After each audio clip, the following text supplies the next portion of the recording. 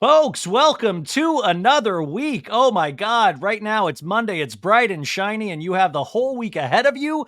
I mean, this could be the week for you. So let's start with a great attitude as we talk about some of the most ridiculous aspects of pop culture and reality shows, giving you a little bit of what to watch this week and a lot of the craziness that's going on in pop culture right now.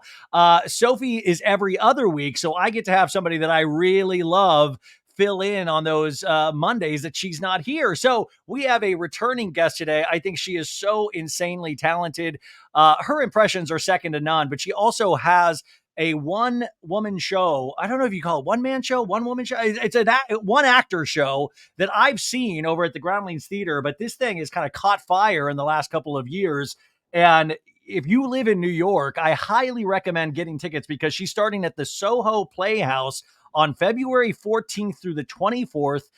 It is a really great night of comedy. It'll make you think a little bit. I mean, it's just a great show overall. But besides that, she's just hysterical. So, ladies and gentlemen, the one, the only Nicole Travolta back with us. Oh God, what an introduction. I Right. listen, you're going near Broadway now. What the hell is happening? I don't know. I'm going off Broadway. So I'm like one step closer to Broadway, you know? But it's really close. I mean, Soho is, I mean, we're talking like 30 blocks. You could spit on Broadway from there. I could spit on Broadway. It's so funny because Soho Playhouse was on. I'm a vision board girl. Dude, I gotta be, no, I want to be a vision board girl. I had Serena Kerrigan on and she was singing the praises of vision boarding. And it's one of those things, take me through these vision boards that you do. So I actually my vision board this year, this amazing woman, oh gosh, and I'm gonna not remember her last name right now, but her name is Roxy. Sounds like she really made an impact on you, Nicole. Wow. Really I'm so inspired by her, but don't remember last name. It's so rude and embarrassing. But she does these really great vision boards. I actually did like a vision boarding course with her on January 1st. Wait, of this year? Yeah. Wait. It's January 30th. Are you telling me you put this on your vision board and within you're already on off Broadway? No. So, but okay. I've done vision boarding a few different ways. And this year I did it totally different than anything that I've ever done before. But I will say, I think it's just the act of doing it. And then the trick is like doing it and letting it go. But I put Soho Playhouse on my vision board because Soho Playhouse is actually the home of where Fleabag was. Oh, the Phoebe Waller-Bridge show that turned into the Amazon series. Yes. And that's really like that's my dream for this, is to turn it into, I believe that the story gives itself to a scripted series. It does. It actually does. I've seen this show, and by the way, when I saw it, I think it was one of your initial runs at the Groundlings. Has it gone through a bunch of changes? Because I know one of the last times I talked to you, you had just done you went overseas with this thing, and you were at the festival? Fringe Festival. The Fringe Festival, which I would put that on my vision board if I were making them. So, has it gone through a lot of changes through the beginning? Yeah, I think that there's so many different things, and then we've restructured it a little bit, and then I think the whole point of it is that in Nicole Travolta is doing all right, but it's like constantly a work in progress, right? So I think there can be so many different reiterations of it, but after it hits the New York market, and then I think we'll really start sort of messing with things and probably adding more things and taking away other things, but the base of the story stayed the same. But we definitely tinkered with it, especially at Fringe, because Scotland, you have a different, it's such an American show, right? Like it's and by the way, there's like all these American pop culture references. Sex and the City is referred to a lot. I mean, we all kind of are shaped by pop culture. And I think especially if you are trying to be an actor or somebody in the arts, you have to pay attention to pop culture, especially your whole story is kind of Los Angeles based. It's totally Los Angeles based, and it's so funny because I actually am rewatching Sex in the City right now. I always think because that's really how you and I met is because of this. Yeah. By the way, you guys, when she first came on, we were talking about And Just Like That. And by the way, Nicole, I do need your thoughts on they allegedly have killed off Che Diaz. Che Diaz We is have to gone. talk about this. This is very important. I was sent this from the Daily Mail about that clip like Yeah. I think 20 times. Is what do we think the reason they're saying I don't Okay. know. Well, we talked. So I talked about this last week. So Che Diaz, the actor, they think it's because of their political views, but then an unnamed source immediately hit back in the Daily Mail and said, no, it's just a horrid character that's ran its course. And I was like, that's effing brutal because people not from, it's like, it's so hard to get a job. And Yeah. then the slings and arrows that the character Che Diaz went through in terms of the public reception, because listen, I've made fun of Che Diaz from the moment they've set foot on that, because it's just a very, like, they threw everything against the wall with that character and it just became sometimes unbearable. But I kind of at that point was like, okay, 2 seasons in, I guess we just have to accept Che Diaz, even though I didn't know how they were going to make it work if Yes. they were not dating, what's her name anymore? Miranda. Miranda. If they were not dating Miranda, I was like, how do you keep Che Diaz on the show? Well, that's what I was really confused about too. Is that when I was watching last season, I'm like, how does this work? Is she just going to be, or are they going to be one of the friends, or how are they going to stay and have their character evolve? It's Yeah. just I don't know, but I find them to be one of the most. It's a very annoying character, and I about died when that article came out. Yeah, well, I mean, in going back and rewatching Sex and the City, when I've gone back, it sometimes it's funny, like when you revisit pop culture that really influenced you, sometimes it really still like lands. And Yes, sometimes you're like, we've moved so far beyond this because even, and just like that is, you can tell the DNA of those original characters there, but it's not the same show at all. Like it's not shot the same. They treat And Just Like That like a cinematic movie. And Sex and the City was kind of like quick paced, like really funny and followed a very like pattern formula at a certain point.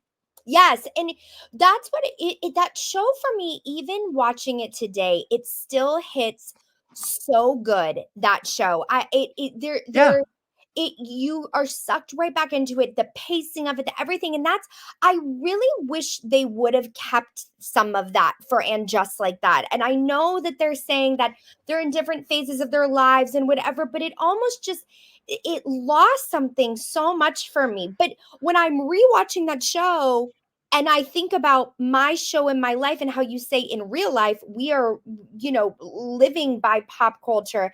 I Yeah. look at Carrie Bradshaw and the struggles she had with her finances, relationship. Like it's very relatable to me. And I'm like, oh yeah, I am really Carrie Bradshaw. Well, and that's part of your show. And by the way, we'll get into the actual pop culture news in a second, you guys. But I do want to talk about the aspect of the show is that you racked up quite a big deal of a big amount of credit card debt, and that's Yes, part of your show. How much was at your highest in terms of what you owed to credit card companies, if I you think it don't was mind? about 40. I mean, it was literally $45,000 but it was mall debt. Like, and it wasn't like, you What know, is mall debt? What is mall debt? Is that like mall debt, structure shop, cards? like basically shopping. It was all shopping debt. So it was bags and purses and I had a credit card to every store that you could have ever. And I had 12 maxed out credit cards.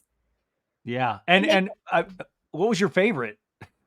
Oh God, I mean, Nordstrom, Neiman Marcus. I had a Home Depot credit card. Mind you, I don't build things. I build nothing. I don't paint Wait, anything. so what was the Home Depot card for? Like, They were why would you? having a What would sale possess on you? they were having a sale on Christmas items, Oh, okay. you That's know? nice. Yeah, Yeah. and it was like 10% off. It's like the way that I wanted to get that 10% off of every store, like it's essentially saving you $30. Like, but it's that's what I think is so for me. is that this isn't talked about a lot, that type of spending and where that comes from, and where, you're the addiction to it, of making you feel that, like, I really felt that I was a better, more likable Nicole with the stuff, the Oh, facade. completely. And Wait, so it's it was me hiding, pushing so much down. And it's like, now that that's all gone, it feels so freeing to actually be me, who's a weirdo that wears wigs. yeah, I mean, by the way, you found your true love, and I I found want a to say, true like, love. you are, you have made the Hollywood rounds in terms of auditioning. You've been on shows. You were, you had a recurring character on the Charlie Sheen sitcom. Yeah. I remember, like, you've been around Hollywood, but I think people always mistake, like, if you book a show, you're automatically a millionaire, and that's just not even anywhere in the ballpark of it. But No. like, when you pull yourself out of that and find your true love, do you still find, like, did the credit card still come calling? Do you go to the mall? I mean, is there a triggering effect that you have around goods and services? I will be totally honest with you. Yes, there is, to a point, but and I don't know if this is just because I've done so much truly work on myself to get through that, that I feel so much happier without feeling the need for all Yeah. that stuff. And I feel like I've found love in being myself, and finding, things that I love doing, and experiences, as opposed to things. Like, of course, I still love, like, I would be lying to you if I wouldn't tell you that I would love to walk into a Chanel store and buy a bag. But like, it's not that thing of like, if I don't have this, then I'm nothing, you Yeah, yeah, know? yeah. So, I mean, I'm listening to you talk, and I'm like, I think, like, also, even in addition to the show, you should consider being a cult leader. I think this is how good cult oh, leaders start. Like, I was watching that docu series over the holidays, that Mother God, or Mother, did you see that? The Love no. is So I One, need to watch where, that. oh my God, it's so amazing. And then she Okay, I'm started gonna watch drinking it. she was basically kind of an alcoholic, but she thought it was like, inner being, because she was trying to save the world, and she was drinking massive amounts of colloidal silver that turned her blue, like, literally killed her. And she had, like, this group of followers that complete, like, I feel like you throw the vision boarding in there, you throw the, like, I have become the better Nicole Travolta, I am free of credit card debt, and I'm here to save the world. That, to me, this is like the basis of what we could start a cult of some sort, and it could go right into your performing. Should we do this? Like, I Well, if I'd wait, Nicole. I've already got the government after me. I don't need another. okay, okay, okay. I don't know. I'm Let's just just giving you a free idea. this is a free idea, Yeah. Right now, I'm currently in bed. I'm sitting in bed right now because, that's what we do. In bed with Nicole Travolta. That's the cult name. The Okay. I government is wait. gonna come Okay. nothing. Later on, I do want to get back to the vision boarding, because I actually have specific questions, because Okay. I'm so intrigued. I'm like, in a non-joking way, I'm very intrigued. But I do want to remind people that just an hour and a half ago, the Kansas City Taylors just got to, I mean, the Kansas City Chiefs just they won the game, the big sports game, and they are going to the Super Bowl in 2 weeks. And Taylor Swift, you guys, we got a pop culture phenomenon because she went down to the field, and we got kissing photos with them. It was like the end of Jerry Maguire with, like, Renee Zellweger and Tom Cruise, and, like, swept up. We got the fairy tale. What is your take on Taylor Swift, Nicole? Because she is truly the most powerful woman in America. And I don't roll your eyes, you guys listening. If you really go by the numbers, she is, in this point in time, the most powerful woman in America. What's your take on her? Will you be watching the Super Bowl? I will definitely be watching the Super Bowl. Okay, I love Taylor Swift. I Well, I like that you say that like it's a controversy. You know what I got to tell you? I loved it. Like, yeah, Nicole, we should kind of love her. Yeah. let me tell you right now, I don't want to cause controversy here, but I am a Swiftie. I am a Swiftie. My take, I think she's a powerhouse. Like, I'm Yes. honest to, like, she's an absolute powerhouse. And I find it to be fascinating that the Chiefs have this whole other world of, like, Taylor. It's like Taylor when she's there. Like, it's the football game, but is it? Oh, Dude, I tuned in. I'm not a big sports guy, as you can tell, and I tuned into the game at the very end of the game, and I was like 10 minutes left. And I swear to God, I was wanting more Taylor reactions, and I felt cheat. I was like, wait a sec. I thought people were complaining about the amount of Taylor reactions. I tune in, and all of a sudden she's not there. And I was like, I want a Taylor cam. I want a Taylor cam in the bottom left hand of the screen. But the other thing I was already reading, because this is just how social media works now, is, oh, the fix is in. Oh, this is exactly what the NFL wanted. Oh, and it's like, yeah, but like we always take away everybody's experiences like in this day and age. Yes. Like it's just like now it's like, no, the fix is in, it's a cheat, it's a scam, it's all of this. And it's like, guys, can we just have things be so like people are bashing their heads in on the fields? Like you think that I don't know, like there is just something about me that I feel like, man, it sucks because no matter how good you have it, there is like 30% of the audience that will tell you that it's rigged, it's cheated, they don't deserve it, they don't blah blah blah blah blah.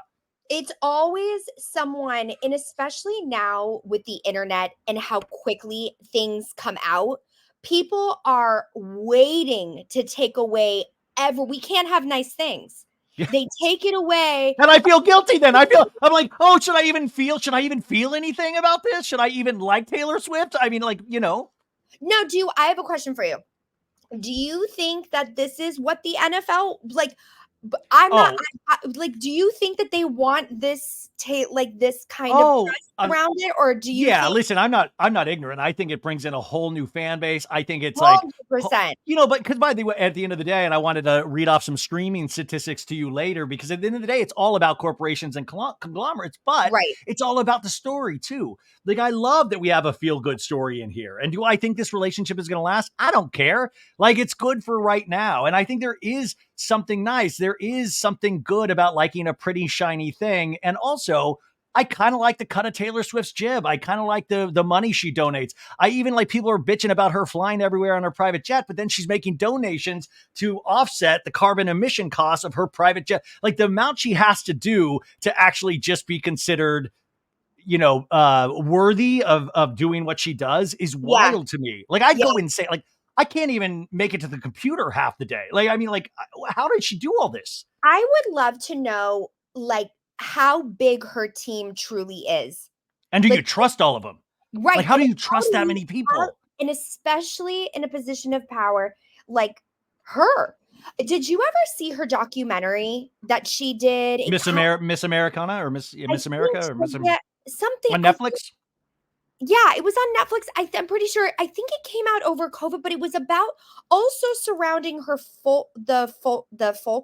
the folklore. Am I butchering that? No, no, the folklore and those are the albums that came out during COVID. Yeah. Yeah, so she had a specific documentary about that album that came out, and I watched it, and I was in absolute awe of how hard she works. Like, Yeah. And then I mean, she's saying that she can actually affect the election, that she will actually like move the needle in terms of people voting, in terms of people registering to vote, and that's like a lot of scary power to have, I would imagine. And I guess she has to get off on it in some way, but sometimes I'm like, I can't handle a lot of responsibility. Imagine having all of that responsibility and power, and then imagine every day people wanting to take that away from you, saying you don't deserve it. Then there's the politics of being a woman, all of these kind of things. And then, to have such a telescope or such a binocular on who you date at all times. And if that's relationships real, like they always like try to be like, well, I think she's actually into girls. Oh, I actually think like, how oh my annoying would god, that I be? honestly, that the when I started diving into more about the Taylor and Travis Kelce, I was truly then all these other things that no, she really likes women, or no, it's this, or oh, it's this. And I'm like, why can't we just let these people? How rare is it? I also think because I'm a hopeless romantic, I like that they are comfortably being open about their relationship and not like hiding, like she's a very big celebrity, and a lot of people in that position of celebrity they don't want to talk about their relationships. They want to keep them quiet. They don't want people meddling or anything like that. And they're being very open about it. And I'm like, why can't we just allow them to be open about it and happy, as opposed to then like, it's like ripping each little thing to shred. Are they going to get married? Who knows if they're going to get married? Like, are you going to get married? Yeah, could you imagine having think pieces written about every one of your relationships and every one of your relationships that have failed? Like actual No. think pieces of why these relationships failed. And that's where it kind of blows your mind, because half the time the people that are being critical of it, they fail to look at their own life. They fail to ever go like, wait a sec. Hey, actually, I don't have anybody in my life romantically right now. And I've kind of ruined all the relationships I've had along the way. There's no kind of like, it doesn't even do them good to actually, say, wow, this is making me introspective about my own relationships. It's just about judging. And I think that's such interesting about where pop culture has come from, where I felt like in the 90s and the early aughts, it was all about, oh my God, this is so amazing. This is aspirational. This is so hysterical. And now it's gotten to be, this is horrible. And I'll tell you why. Yeah. Yeah. I totally agree with you. It's a whole different world of of this compared to what it was before. I mean, even so, like I was talking to someone the other day about even like the nightlife, how it is in LA now, and how it used to be all people, you'd go out to a club or something like that, there would be tons of celebrities there and tons of paparazzi waiting outside. And I really believe that social media has made it impossible for people to go out and even do things like that. Like it doesn't, I don't feel like people do anything here Well, I anymore. mean, she still is going to restaurants. Like she seems to like go, I still want to go out to restaurants. We get photo shoots with her and Selena Gomez, her and all of these people. And it's kind of like, if you're out to dinner with Taylor Swift in New York, that's like anointing at this time. Like it's like the queen has in fact, Nicole, you should try to get to like a dinner with Taylor to publicize your show in February. That would do wonders for your show. How do I go to dinner with Taylor Swift? Someone who's listening to this needs to tell me. Taylor and I would hit it off great. I have great personality. I'm weird, but like not in that way, you know? Like I eat good No, yeah, you're fun weird, yeah. time. I wonder if Taylor Swift has ever had any kind of credit issues. Probably not. I think she's probably pays the bills on time. She's probably, her Home Depot credit is like stellar. She's probably got like, I bet you know how the credit scores rank, like what is the highest, 850? I bet you they've like upped it for her. Like only Taylor Swift has like a 12,000 credit score. Wait. Yeah, why don't we wait? By the way, we know every effing thing about celebrities nowadays. Why don't we know their credit scores? Like, why don't we know? Like, I want to know Bradley Cooper's credit score. Is he broken 800? He's like, no, I was playing that guy from Maestro and his credit score was famously low. So I wrecked my credit to be like method. Like Meryl Streep has like the highest score, but when she really goes into it, she's like, I went low, you know. Well, by the way, now that you did your first impression, I got to get a Jennifer Coolidge out of you, which is one of my favorite impressions Nicole does. What do you think, Jennifer Coolidge, what is your credit score, Jennifer? God, I just, I checked my credit the other day, and I think it's like it's like a low 400, because, I didn't work in Hollywood and I got died off from Mike White. He killed me. Oh my God.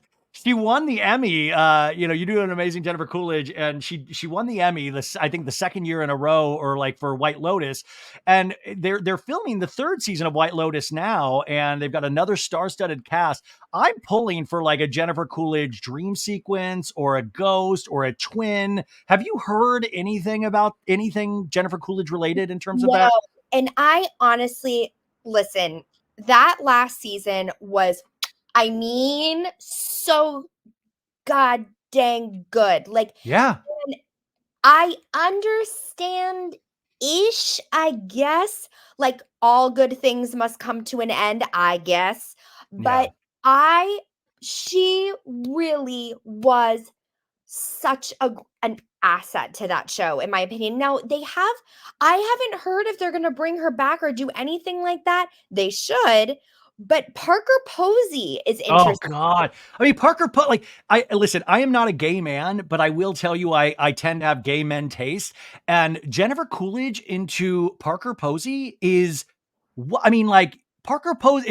If you don't know Parker Posey, what's wrong with you? But secondly, go watch Party Girl. Go Yes. watch. I mean, like I even read her autobiography, which came out like 5 years ago, and that like she's just such a unique persona. And I hate to like compare her and Jennifer Coolidge because there's both unique snowflakes, but it is like two amazing. Like I can't wait to hear Parker Posey delve into Mike White dialogue. Just the way, like what she's going to be like, what she's going to sound like. She brings something so unique to that. I totally agree. And I think that she's going to be, because they always have like, there's the most interesting characters. Is Leslie Bibb one of Leslie them?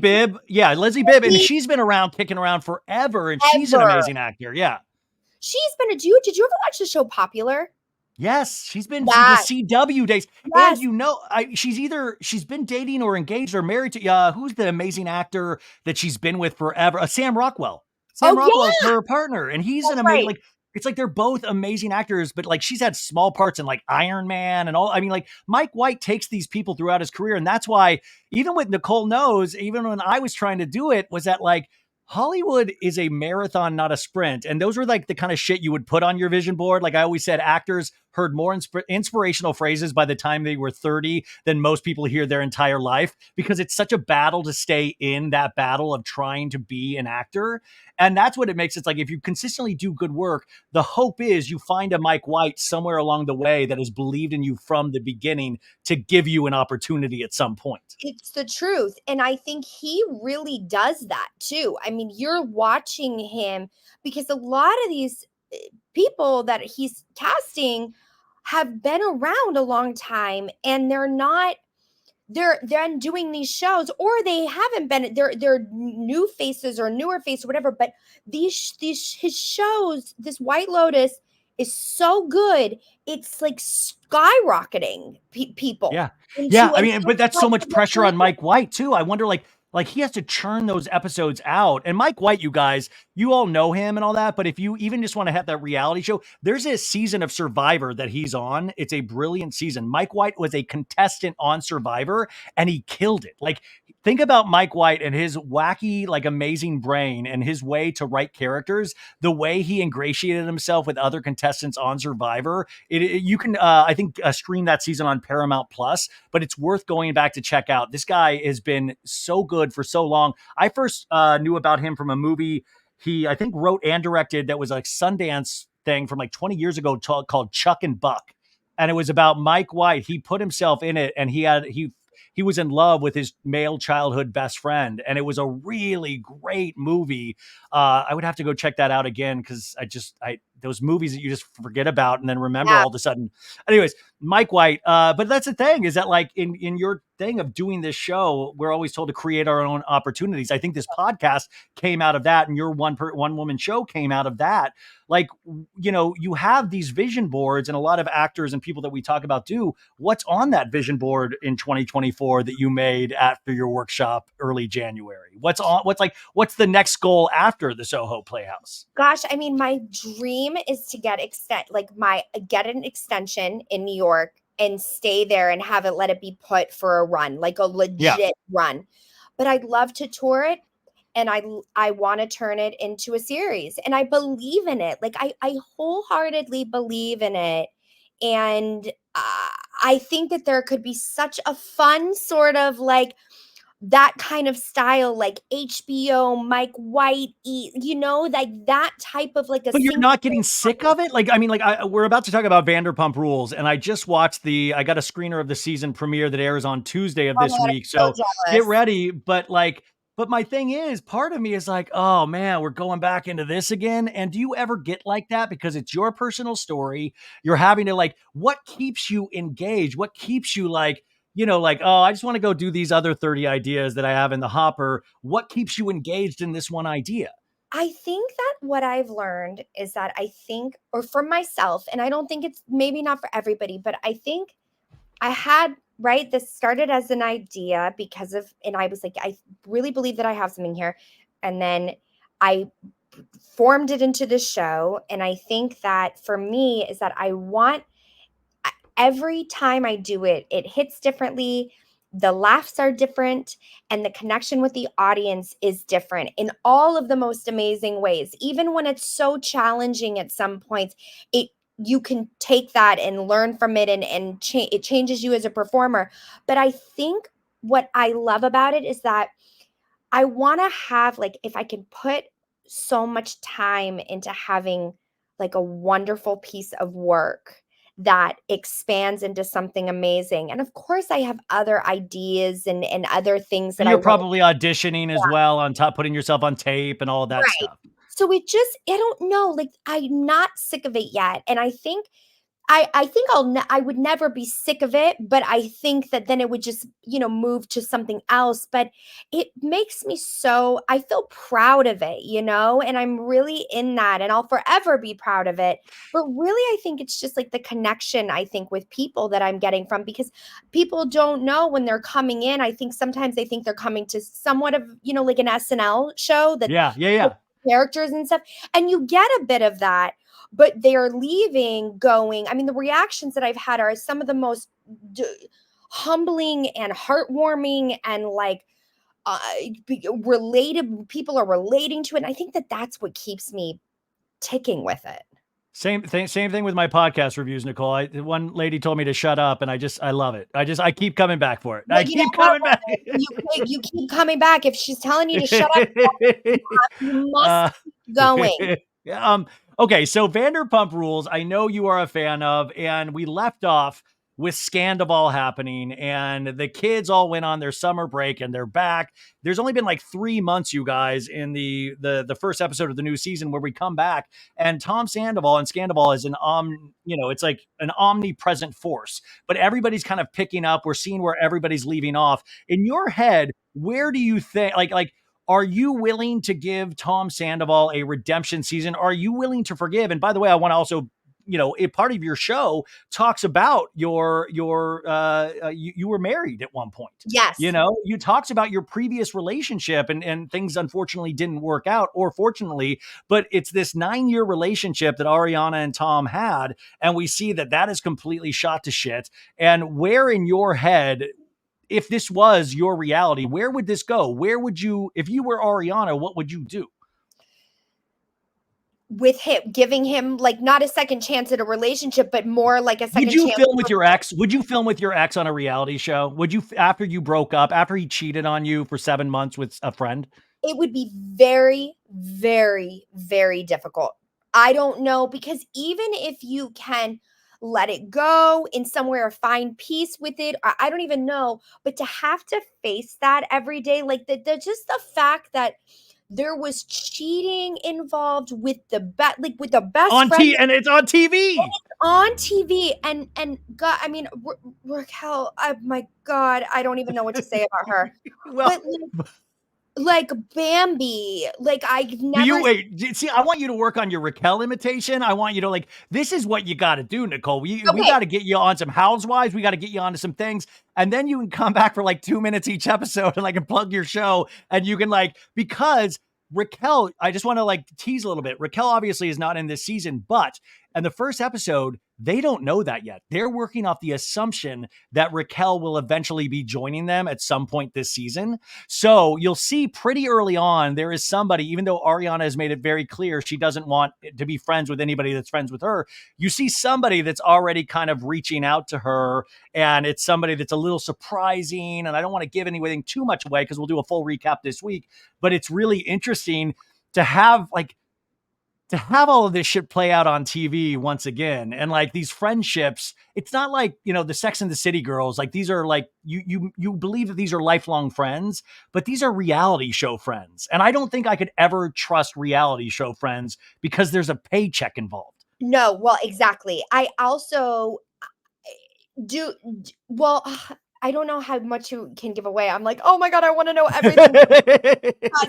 But did they actually meet up in the show, or in up Tom in and Raquel, or Tom and Ariana? Tom and Ariana? So in the first episode, like I said, Tom is not, Tom is like, Tom is around. They talk about Tom a lot, but you don't see Like Tom is off filming Special Forces. He went on a Fox reality show, so he's out there in the boonies. So everybody's kind of talking about this, and it's really kind of like where we picked off, like Katie and Ariana opening a sandwich shop. Like it's really interesting. Like Schwartz is kind of like, oh, woe is me. I kind of took a lot of shrapnel because of Tom. DJ James Kennedy, like, I got a house in Burbank with Ali. All right. Wait a So it's second. really He also is now like a resident DJ at Live at in Fountain View Vegas. in Vegas. Yes, in Vegas. That's what I'm What? saying. Like Scandival helped all of these people. Like they all got like this boost in their careers. And I think that's what the really interesting thing is. The fourth wall is kind of broken now because they're actually able to talk about Scandival as a term and what it did and what it. So I kind of love where we pick up on the first season. It's going to be a long season. Like you can't expect everything from this episode because if you do, you're going to be disappointed. Right.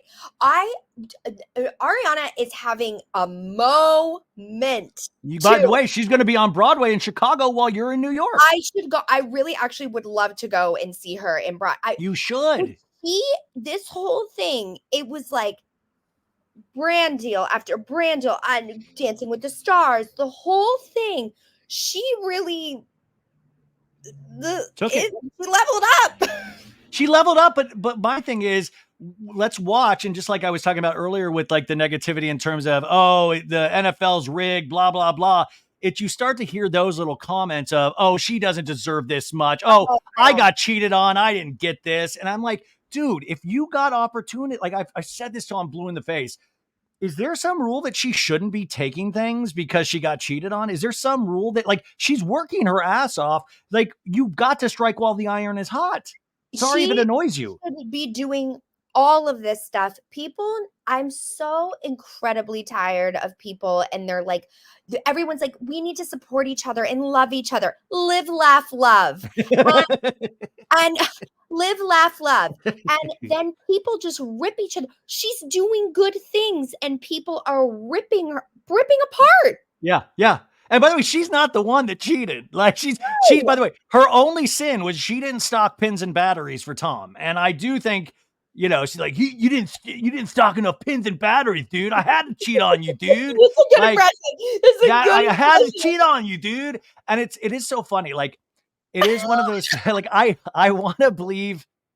I don't know, man. Like Tom was like my great shining hope for men because I was like, if I like I really had that, and I still get made fun of from listeners because I thought if I could be more like Tom, I'll have it all figured out. And then I was like crestfallen. I was like, there's no fucking way he did that. Like there's just, I did not believe it at all. I'm such an idiot.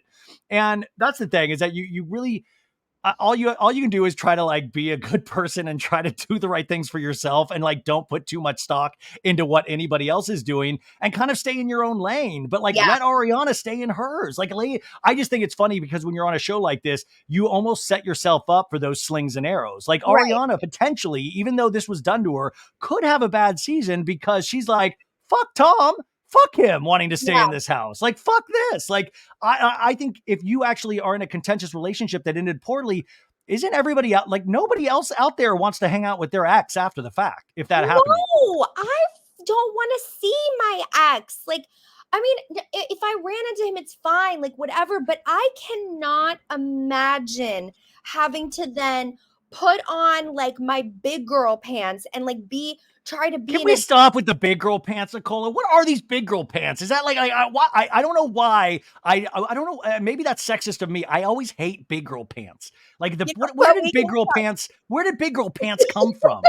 Like what is the origination of big girl pants? Because I've heard it my whole life, and I don't know why I always picture like the Jolly Green Giant, like just like the female Jolly Green Giant putting their big green girl pants on. I feel like now we're gonna be known for the big girl pants. Like this just took on a life. And also, is there big girl panties on top of the big girl pants? Is there like put your big girl blouse on? Like I feel like we got to get away from big girl stuff. Like should we?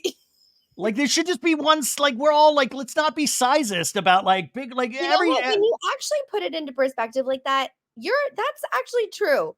We need to. All right, so Ryan and I have made a decision for all of us. We are not using big girl. Big girl pants are out. Like, yeah, big girl, you know what's out for 2024? Big Big girl girl pants. pants. By the way, Nicole, and that was actually a thing on her vision board, was big girl pants. So she has to go I correct literally, that now I'm lying about after. the whole thing on my vision board. The only thing on there is big girl pants. Would you ever do a reality show? Like, say, like you're so proud of your life story, and I know you want to sell it as a series and stuff like that. But what if we're like, okay, Nicole, but I just love you. You're so funny. I want to follow you around on like doing your show. Would you ever do a reality show based around your life? I don't think I honestly, uh, it would have to be in such a way that I think it was still tailored towards like around the show. You know what I mean? Like Yeah. I don't know. I would rather do like a like an inside edition. You know, Wait, you made it worse than a reality show. You want something hosted by Bill O'Reilly of like, coming up, ants, where do they hide in your crevices? how much debt does she have? Where are her bags? Isn't Yeah. she doing all right? We'll find out soon. Why did she get rid of her big girl pants? I'm gonna never be able to breathe over the big Yeah, girl. yeah, yeah. I don't know, Ryan. I feel like it scares me a bit to be that.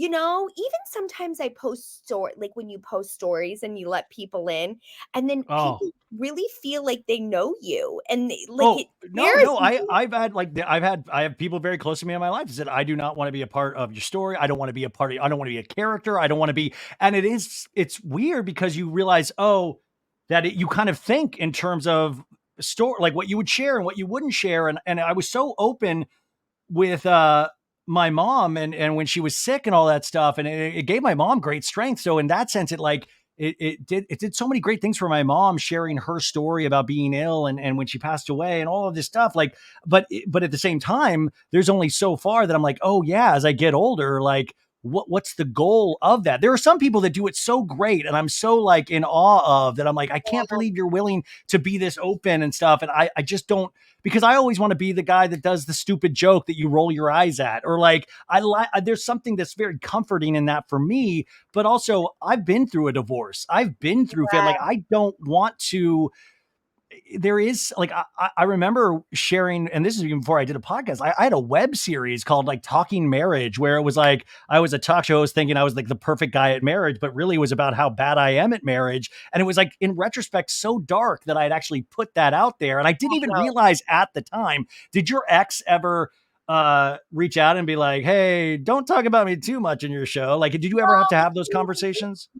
I didn't say anything, we didn't talk anything about this, and we haven't talked. And the thing is that the show really is about, listen, Yeah, like it's there are things there. I really take I mean, it's my, oh, it's not 100%. the downfall of our marriage, but it added to it on my end. Now, I would never get up there and say, like, this is what I think he did. Or, there are things that for me, it's like it all stems from me very deeply not feeling like I'm enough. And for some reason, and this is not talking, bad about him or any relationship that I've ever been in, but for me, I've found myself consistently in relationships that I don't feel like I'm enough. And it always unravels in a way of like that it ends in that way. And so there are things that for me, I'm like, okay, like you start to notice these patterns or whatever. But when I talk about him, it's, and never his name, never Oh anything. yeah, I want to make that clear. I wasn't saying that No, there was like this was like an expose on him, but it but is interesting. I always wonder like that other person, because I remember having conversations after the fact of like, or even to just like, hey, watch what you say and all of that. yeah, It's like you do have to realize just because an audience would want to know doesn't mean that doesn't you mean that are, exactly. Like I'm not like it's gonna weird. go into every detail of things about there's certain things that you keep. And I think that like, and there's things for me, even so, like how you're talking about the web series that you did. When I look back at things when we were in our worst points, yeah, worst part, no, we're yeah, lowest Yeah. points, I would do things like post a photo of us on Instagram with like, a cute hashtag or whatever. And when I think about that, I'm like, it's really like it almost makes me feel icky, like, about, Well, you because know? I remember some of those times when I would even do that, and because you want to portray this like, "Oh, look how happy I am. Look how this is like," and in the essence, a lot of those times that wasn't the case. And that's not because of her or me, it's just it is funny. And I don't we're not speaking anything new or anything, like it doesn't mean just because you see it online that it's true or that you're presenting this certain image that you want to present. But it is something that I can't believe, kids these days have to wrestle with from the very beginning. Like, thank God we didn't have any of the, or thank God I didn't have any of this shit when I was growing up of like how to present myself this, like, if I was doing this shit when I was in my teens or something, I would be in jail by now. Yeah. It's Um, just you I mean, I think about that stuff all the time about what would happen. It would be awful. Uh, you were really good friends with Courtney from Two Judgy Girls, and we Yes! have a mutual. I love Courtney so much, and you also are big Coachella. You love EDM, you love music festivals, and I do because I did a story about Coachella last week and the lineup, and I've been to 14 Coachellas in my day. Like I was an old school Coachella person. Did not go last year, went the year before, but like, where are you at on this lineup? Because you're an EDM person, so you might think of it differently than the normal person that just goes for the headliners and stuff. And so, in terms of EDM, were you and Courtney happy? Were you happy with this lineup? I okay, so but full disclosure, I don't love the headliners. And Yeah, it's like did you Doja Cat again. Like Tyler, the creator, and then who Lana Del Rey? Lana Del Rey, I love, but if anything, Yeah. that's a Sunday night headliner, like mellow out, kind of like a beautiful sun. I don't know. She deserves it, I guess, but it's just not the exciting, like when you're like, damn, I used to be such a geek for Coachella, being on the message boards, like wondering if like, oh my God, who are they gonna pull? Like I was at that Daft Punk show when they first debuted the pyramid, like Oh this my god. iconic show that really like spun out EDM even further than it is now, which is just like to think of then to now, like that was considered technologically insane. And now you look at it and you're like, oh, that's nothing. That just looks like a cardboard pyramid to what they do now at these shows. Yeah, no, totally. And I think to me this year, well, last year, by the way, the Frank Ocean fiasco, we were there. Oh, yeah. You were there where he came out for like 15 minutes or something. He And was then he like an canceled the hour second late. weekend. He was about an hour late, I want to say. So that was the number one thing. So we're all packed waiting to see him. We were in the VIP area, sitting in like that area. There were so many people everywhere. He doesn't come on, he doesn't come on. Then he comes on, but you can't see him on the screen or on the stage. Yeah, he's Can't hiding. He's hiding in like from the camera. barely performing.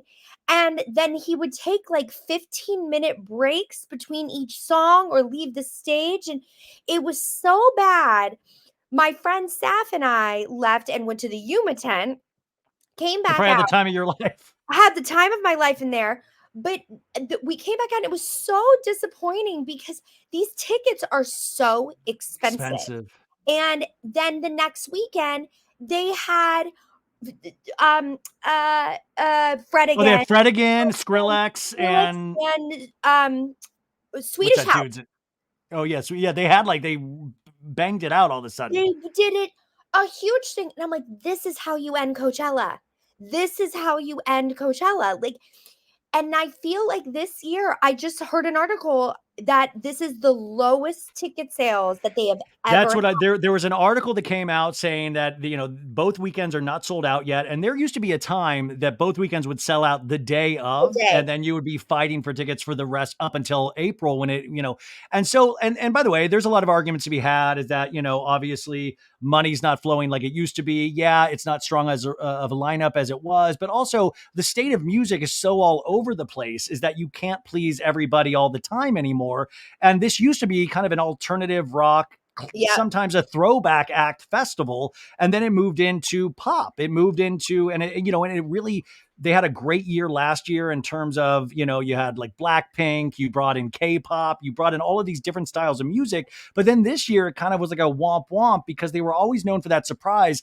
And there's so many festivals now. Coachella sprung like 1,000 festivals from it. Yeah. It'll still do fine. It's still going to probably eventually sell out. It's just slow going. Are you going to go this year?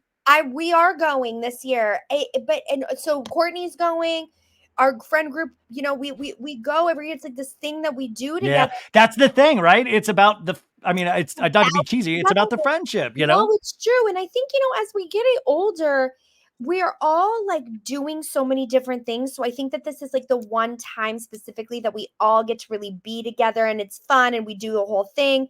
But I just, this year, it almost makes me feel like, is this going to be one of like, is it not like, am I going to buy the pre sale ticket next year? I don't know. No, well, I mean, well, so who are you looking forward to? Because you got Gesaffelstein, who is incredible. Like he's like actually, dance wise is like a really, he doesn't get booked a lot, so that's like a big get. Who are you looking forward to from the lineup? I'm excited about Dom Dalla, who to EDM music. Yeah. Charlotte DeWitt is unbelievable. I actually went to Tomorrowland, the festival in Berlin, for Yeah, that. I Is remember your pictures for that were insane. Yeah, like it's so guys, nuts. go look up Tomorrowland and you'll be like, "Oh my god, it looks like a Willy Wonka movie set." No, it's literally, this is the thing, is that like that festival in general, unbelievable. Like so good. European festivals, I was like blown away. But I'm also so Charlotte DeWitt. I'm excited for DJ Snake because I've always wanted to see him, and every time I miss him, I'm like, I will not miss him this time. Isn't it funny? DJ Snake is now almost considered like a legacy act because he Yes, survived. He's been there like 10 years, he's It's like he's still literally so voiced young and people are like, right. he's an old DJ. He's so, and every time we're doing something else, and I'm wishing that I was at his set, like we'll pass it, and I'm like looking, watching people having the best time. I'm like, why are we going there? But I will go there this year. I don't think I'm going to see the Oh, headline. Justice. Yes, good. I love Justice. Justice has a new album that'll be out by that time. They just released 2 new songs this week, and Tame Impala is one of those songs. So I that love is you exciting. were there at Tame Impala year, weren't you? Yeah, totally. Yeah. Yeah. They are also amazing. But yeah, it is interesting to see where it goes. And listen, as we start winding down here, this has been all over the map, but I hope I'm having a great time. So I hope you are too. And I you out there listening, I hope you're having a good I'm time. having the best time. I hope Okay. everybody So finds this fun. So I wanted to read this about streaming statistics. I always get fascinated in terms of how we consume our shows. And, we have all these everybody has a streaming service now. So you have ESPN Plus, Peacock, Hulu, Paramount Plus that's combined with Showtime, Disney Plus, and Netflix. And so those are all like kind of your big streaming companies. And they say that the streaming wars have been fought and they are over now because Netflix is undoubtedly the king of streaming because guess how many millions of subscribers Netflix has? Okay. I'm gonna guess. I'm gonna guess high, like 25 million. What the fuck is wrong with 260 million? You didn't even you 25 million. What are you talking about? It's not an independent film. What are you I 25 really, million? I really sold it too, and I go, I'm gonna blow your mind. You I'm gonna go, guess high. hey, I this is going to be a literally, crazy guess. It's a crazy guess. Okay, I 260 literally million. the foundation for you too. Don't want to blow your mind here, Ryan, but I'm gonna go with 25 million. Well, I've always been good with numbers, so let me throw this one out. Okay, 260 million people have subscribed to Netflix, okay? And then the next one down is Disney Plus, and they have a paltry 150 million. So Netflix obviously started first, but they have 110 million more subscribers, paid subscribers. And then you have Max Discovery Plus, they're combined, and that's 95.1 million. Then Paramount Showtime at 63 million, Hulu at 48.5 million, Peacock at 31 million, and ESPN Plus at 26 million. So that's in terms of millions, but like Netflix, there was like this kind of big push that they thought Netflix could be taken down a couple of years ago. And there's Oh, just I remember no that. way. Yeah, there's no way it's going to happen. And I was shocked at even the smaller ones like, Peacock, which is kind of the home of Bravo and Housewives, 31 million. They are second to last. And then Hulu, they have to gain on Hulu at 48.5.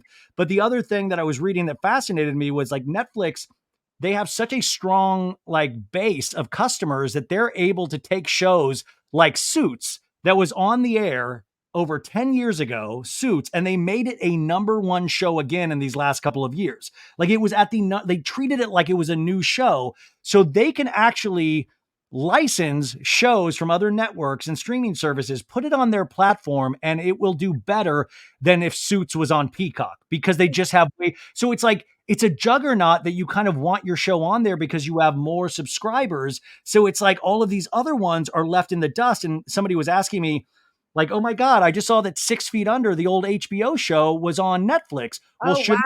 shouldn't it be on Max? And it's like, yeah, but what Max is doing now is they're licensing out their products to Netflix to actually get more viewers and more money of it because they can get more than they can on their own streaming service. I know this is like kind of geeking in the weeds, but like it's so fascinating to me. Well, it's fascinating because we also remember the times where there was Netflix was a DVD. You would Oh send God.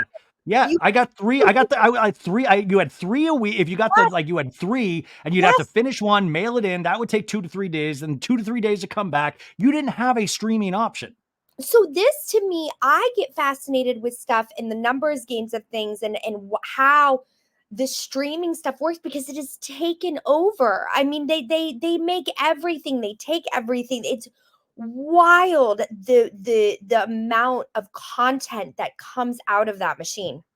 And what they're saying, though, is that Netflix, since it's so comfortably in the lead, that they are actually, surprisingly enough, going to put less money towards new content because they know that they can just license and stream it to all us Yahoos and they can make shows that we had kind of forgotten about, like Suits, and they can make it a hit again. They can bring it to all new audiences. So it's really interesting to pay attention to. And you're also going to potentially see some of these other ones have to fold into each other. Like there's potentially going to be some sort of deal, I would imagine, where some of these big, like some of the smaller ones, like Peacock can't like actually combine with Hulu because Hulu actually owns like is part of ABC. So Right. who could like Peacock combine with to create a juggernaut that actually like could Peacocks go with Max Discovery? Like you're going to start seeing some like tough choices, I think, in like 2020 into 2024 into 2025, where you'll see all of these things to actually compete with Netflix because it's just too far. Like I'm shocked that Netflix, like you even saw with Netflix, they started airing you guys like seasons of Flipping Out with Jeff Lewis or Shaws of Sunset.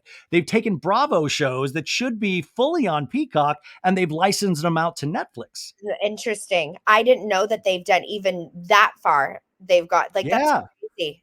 Wow. Um, Do you okay. think So that you, TikTok is vision boarding to yeah, get I hope so.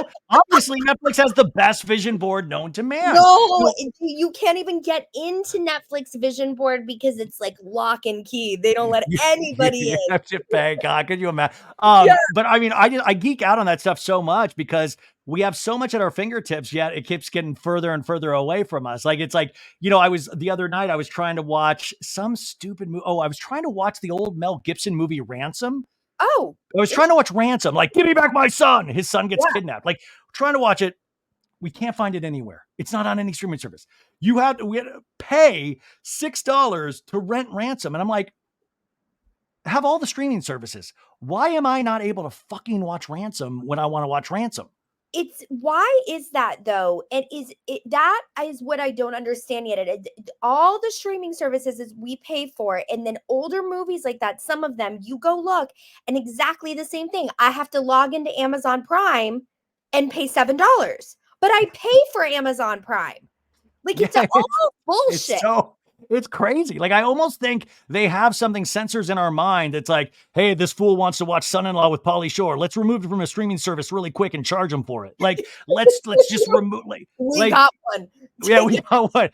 Guess who just made $7 today for like it's wild that that's happening. And you don't, as we're almost finished here, but like you don't watch like Salt Lake City and Beverly Hills. Like you watch Vanderpump and all that stuff, right? You know what's so interesting? I really I was starting to get back in. So funny enough, I used to be obsessed with all the housewives. I watched Beverly Hills from the beginning, New York from the beginning, all of them. I love New Jersey. Something happened where I fell off. But Oh, then this is part of your credit. When you were deep in credit card debt, you were watching a lot of Housewives. yes, I was literally like trying to manifest my life through them. I started Courtney got me back on Beverly Hills, but I get sucked in when there's a scandal, and that's awful, but didn't watch Vanderpump Rules before. This Scandival got me Got in. brought you back I in. didn't leave my house. I was staying up until 2, 3 o'clock in the morning watching Vanderpump Rules going, So why is this not nominated for an Emmy? This is the best show on television, and why it have I not? did it did get nominated for an Emmy. It just lost. It got nominated for a Creative Arts Emmy. It just lost to Welcome to Wrexham with Ryan Reynolds and the Sunny It's Always Sunny guy. I So mean, it did, but yeah. But you it's got to watch Salt Lake City.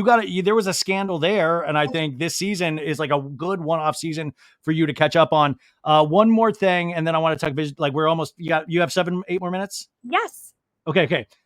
Where Gypsy Rose Blanchard? We had talked about her before we got on, and you know, I've been talking about her every week because I just worry about somebody that gets that many social media followers and that much press immediately coming out of prison and trying to she's getting used to her husband. She's, then making comments like, the D is fire. I am getting the D from him. It's fire. He's fire.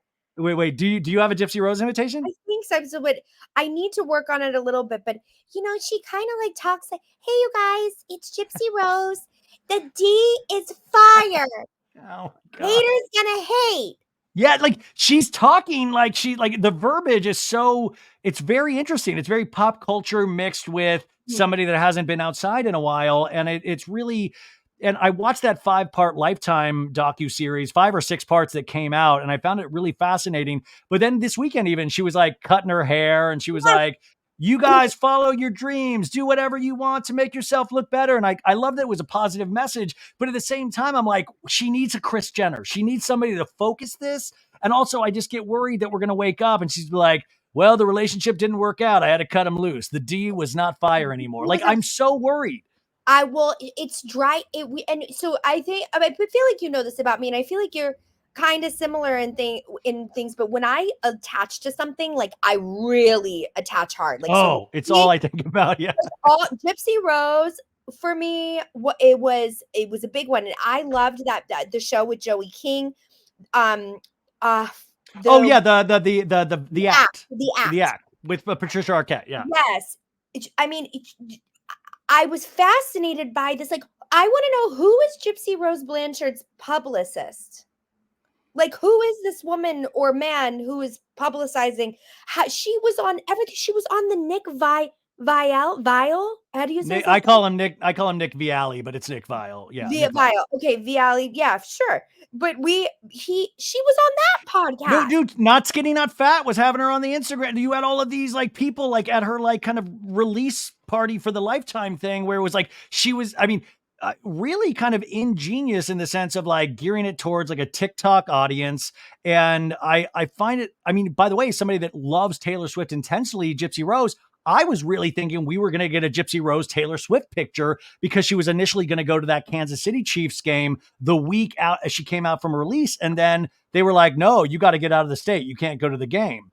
And I think they thought it was going to cause too much of a commotion. But I was like, when are we going to see that her and Taylor Swift picture? And if you're Taylor Swift, like you want to do everything right. And then is the pressure on you to be like, fuck, I have to take a picture with Gypsy Rose? Or does she want to take a picture with Gypsy Rose?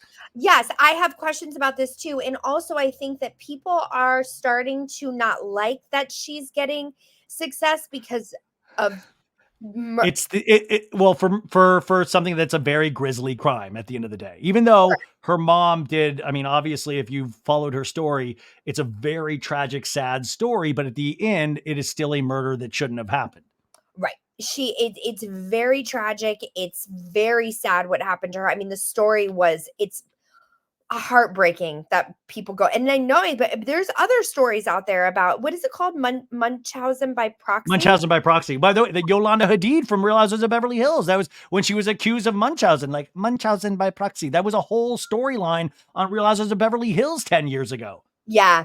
It's just, so I don't know. Again, it's that thing of like, just let no, it's not right. I don't know what I should say. I'm going to end up getting put her on Vanderpump Rules. Put her on Vanderpump Rules. Put her on Real Housewives of something. With this new relationship, she's like, that D is fire. But yeah, that's I'm like, wow, she's saying that D. It's like she's like the people's princess all of a sudden, and then she's like, "Don't worry, folks, that D is fire." And I'm like, what? Like, it's like to our conversation earlier about sharing all of these things about your personal life. I'm like, yo, Gypsy, like everybody kind of like you're like, oh, girl, that's amazing. But if you look deeper, you're like, oh, that's so Yeah. dark. Like that You is so see dark. the comments back and forth between her and her husband. Like it Oh was yeah, yeah. He was like, don't worry, Gypsy. I don't take those thoughts to heart. Don't worry. She's like, you better not, guy, because that D is fire. And it's like, why don't you just talk to each other? Why are we doing this online? no, it's and then when she was like, now you get over here and you come in the other room, and I'm like, what? The What? Wi-Fi the Wi-Fi signal's better over here, and I want to see that D. That D, baby. So I was Oh, reading it over and over and again. I was like, this is unhinged. pop Who's culture is insane. Well, the fact that this is actually pop culture, the fact that it's in the same breath as the Kardashians, but when you get that many Instagram followers and TikTok followers, all of a sudden it kind of like blends into this entertainment genre that it's and I get sad and worried I because know. if you follow pop culture, you see there's always like for every action, there's a reaction. And like she'll go really high right now. And then eventually the audience will turn on her, go to something else. And you'll see potentially, unless she's like really settled within herself, you'll see her trying for attention. And I hope that's not the case. When you rise that quickly, it's the staying is weird. Like again, you're like you said, there's another one around the corner. I think that that's why the build, when we're talking about someone like Taylor Swift, that's a come up, like for she's built this brand, I'm gonna call brand career. Well, yeah. No, but all of it, but it wasn't this right out of the gate, but these No, I mean, she's built grind. this over 15, 16. I mean, she's built this since she was a kid. Like, and Yeah. that's why it's so amazing to see her like kind of still here and at that level that she's at. Okay, and finally, I could keep going on forever, but I do actually like in terms of vision boarding, and all jokes aside, like what I mean, how do you just basic? It's like you're just cutting out pictures of things that you dream of. Like, how did you come like with like how do you even process, like do you sit down and dream first and then go look for pictures to put on a board and glue it all together? How do you vision board? So, I've heard it a few different ways. I have um I've seen it where you do pictures. I've seen it where you do it like a movie, like you could do like a vision movie and you pull pictures, whatever. But I learned this year that those, even though I think that they have the same idea, that's really like a mood board, if you will. You're using other people's life to like dream up your own. So this year, it was so simple. I learned this, that you just take a blank piece of paper and you can, make it colorful, whatever, get markers, make it pretty.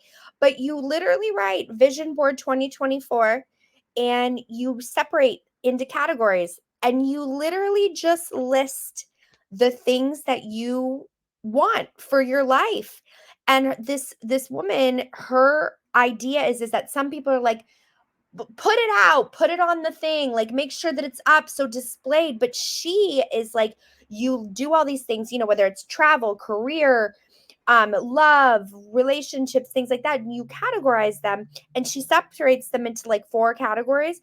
You list them all, you take the vision board, you put it away, and then you come back to it so you're not fixated on every little thing that you're wanting for your life. And I actually really liked it because it gave you more freedom and you weren't like sitting cutting pictures of other things and like trying to make this really pretty thing that you feel comfortable having displayed in your house. And then also it's up in your house, so when people come in they're like, oh, so you want a yacht, like, you know what I mean? Like, so I liked the idea of this going, that this is my vision for myself. And she tells you that the worst thing that people do is that they put limitations on themselves because they start going like, oh, there's never no way I would be able to make $500,000 this year. So I'll put 200,000. She's like, no, like put it all out there because the bigger you dream, the more, you receive. So I don't know. I get really And then into it. do you think about this then every day? What I want? Yeah. No, I I mean, kind of, obviously we do think I mean, obviously we kind of do if we don't even I mean, obviously you kind of do regardless, but do you sit there and like, "Oh, I got to think about everything I put on that mood board or like no, I that I kind thought of just about?" let it go and then I just work, like I think like, a lot of the stuff that I want is obviously career oriented and things like that. So I think for me, it comes in like the action of doing things, right? So if I'm doing my things every day, then you hope that, good things will come in. You're putting out and it's like I'm going to New York and then that's step 1. So I'm just sort of like trying to be better about living in the present moment as opposed to always being so far into the future, because I'm either in the past or in the future. It's like living Yeah. today, it's hard. So I liked the idea of you get behind all the things that you want, but then you put it away so you're not staring at it every day. It's there, it's out there, and then you move.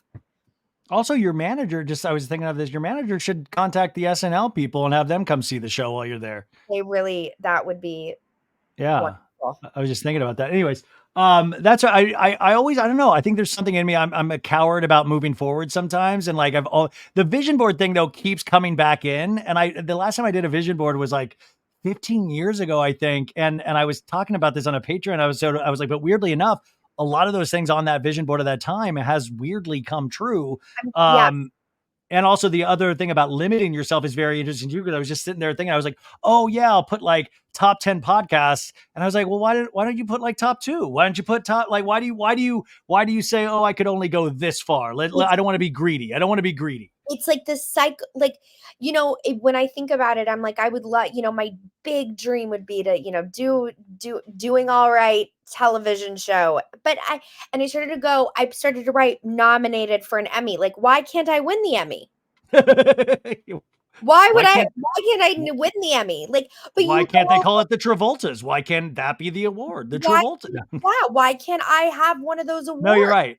I do. It is interesting how we do limit ourselves. Yeah. And It I kind don't of know. takes you out of your I really like them, and some people are like, "Oh, it's so woo-woo," but I think it's a Oh, I nice way grew to up start the loving year.